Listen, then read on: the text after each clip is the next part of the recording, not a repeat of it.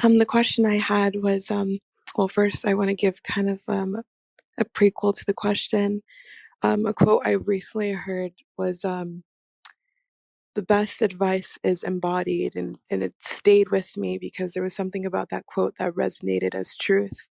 And when I started meditating on the embodiment of truth, I've reached a lot of blocks. So I wanted to ask if you could explain what the embodiment of truth feels like, looks like for you personally.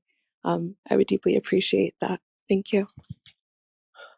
Yeah, there's some things that are just very difficult to describe, and the words that people use and phrases people use, everyone has their own particular meaning of what those things are, and so they make it's very difficult to communicate through the bridge of words because words have an extreme limitation in their universality across different people.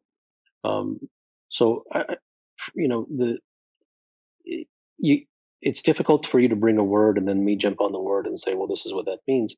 Um, there is what I call devotion, and if a human being is devoted to the truth, then it is not an intellectual affair. It is something deep and visceral within them that they can't help but to constantly look for the truth in whatever situation they're in, as opposed to trying to find the answer or the correct thing to do or the proper thing or the right thing or whatever the books and the business books say.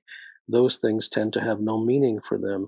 And what they're always looking for is, well, what is the truth? And so that is a visceral devotion. That's a human being whose interiority is directed and is very much aligned towards seeking the truth.